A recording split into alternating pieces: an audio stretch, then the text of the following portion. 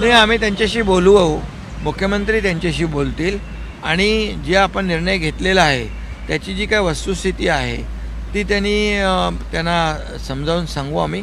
आणि मला वाटतं आपण घेतलेला निर्णय जो आहे तो त्याची माहिती आणि ती वस्तुस्थिती समजून घेतल्यानंतर मला वाटतं भुजबळ साहेबांचा नाराजी दूर होईल. ती समिती जसं मराठा समाजासाठी उपसमिती केली होती आणि प्रत्येक जे काही छोटे मोठे विषय जे आहेत त्याच्यातून ते सोडवले जात होते, त्याचप्रमाणे ओबीसीचे जे काही प्रश्न आहेत त्या बाबतीमध्ये समिती आज गठीत झालेली आहे. मुख्यमंत्री महोदयांनी केलेली आहे ती आणि त्याचं 6 लोक त्याच्यामध्ये काम करतील. सर, पण काल मराठा समाजासंदर्भातला निर्णय घेतल्यानंतर ओबीसी नेते आज आक्रमक झालेले आहे. छगन भुजबळ सुद्धा बहिष्कार टाकला आणि कॅबिनेटवरती निघून गेले. कॅबिनेटवरती छगन भुजबळांनी बहिष्कार टाकला का? काय नक्की संवाद झाला कॅबिनेटला? भुजबळ लगेच निघून गेले.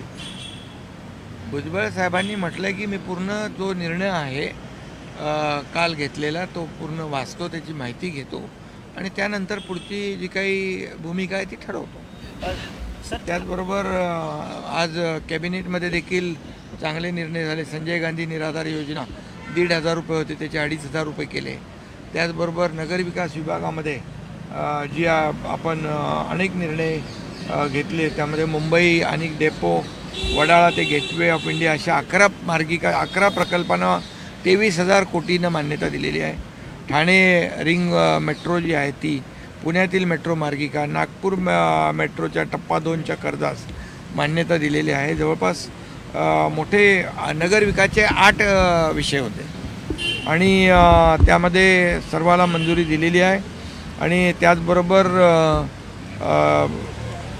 जे ठाणे नवी मुंबई जे एअरपोर्ट आहे त्याला देखील एलिव्हेटेड जो रस्ता आहे त्याला देखील आपण मान्यता दिली.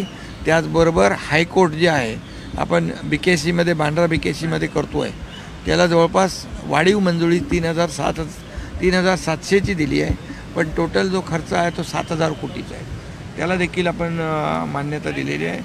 आणि म्हणून आज मोठ्या प्रमाणावर या ठिकाणी अनेक प्रकल्पांना मान्यता दिली आहे. नागपूर शहराभोवती जो आउटर रिंग रोड आहे त्यालाही मान्यता, म्हणजे विकास प्रकल्पांना मोठ्या प्रमाणावर आज मान्यता कॅबिनेट बैठकीमध्ये दिलेली आहे. सर, हैदराबाद गॅजेट जो लागू करण्याचा निर्णय झालेला आहे त्यावरती आता संशय व्यक्त केला जातो की खरंच सरकारला हा गॅजेट लागू करण्याचा अधिकार आहे का, जो राज्यपालांना आहे, असंही जे तज्ज्ञ आहेत त्यांच्याकडून अशा प्रतिक्रिया येत आहेत.